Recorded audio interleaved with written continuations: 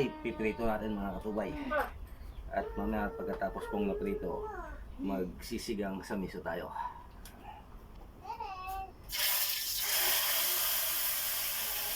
Yung mga nahuli natin. Hindi na po kami nakapag-video kasi wala mag-awas ng cellphone kami dito sa bukid.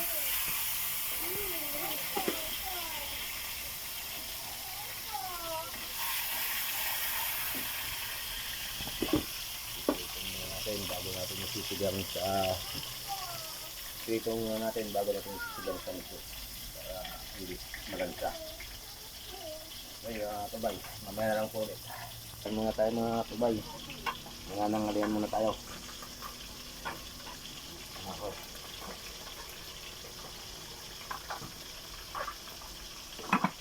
Habang hinihintay po natin itong bulig kabay. Okay, dalang po ulit mga kabay. Diba, maganda nga po tayong gagamitin natin sa pang-ginang sa miso. Luya.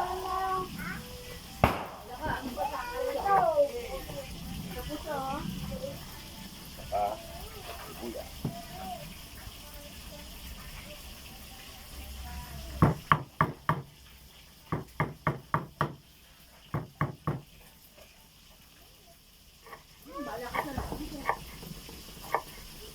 Gilitan lang po natin para makapit ang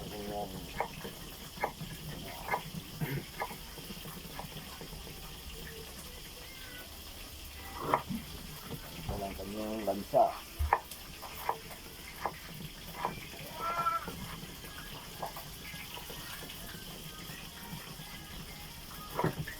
Okay. Ayan po ulit. Tignan natin mamaya. Isa na lang po. Ayan po mga katubay ang natin nililito dito. Ito na po yung masarito lahat. Ayan, mag-gala tayo. Lang sa nito, masarap po yung may sabaw.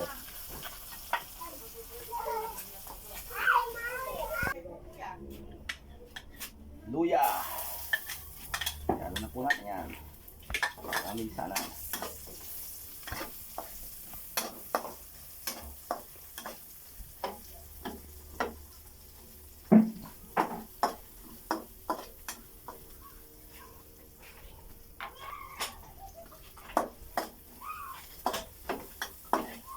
Gawin na po natin ang ating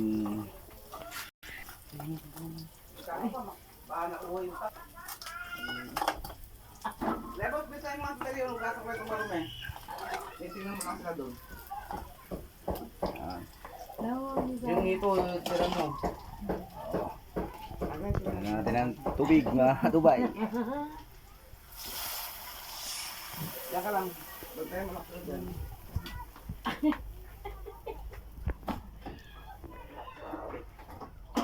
Hindi ko pa nalagyan ng sound yan. Wala naman pala sound. Nalagyan ng sound. O di marinig yung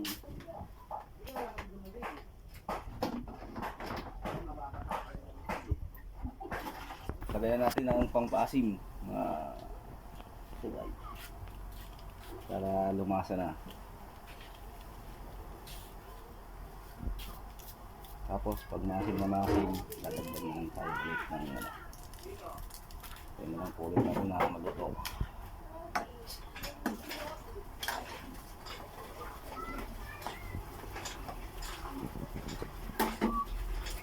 Kaya po natin nilalagay yung pet chai. Okay, ilagay na po natin itong pet chai para sabay-sabay na po maluto. Buo-buo na po yan. Masarap. Saka sili, pang sigang.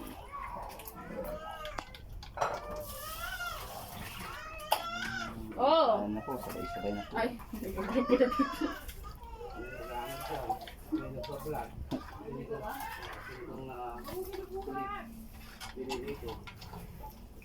Ay.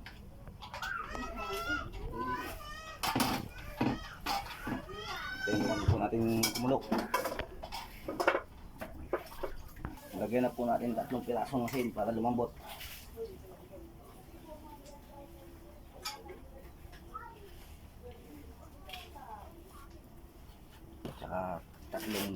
pirasong betchin.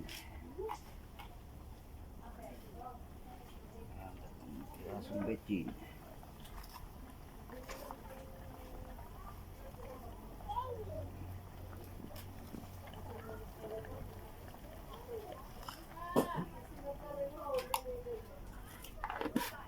Okay.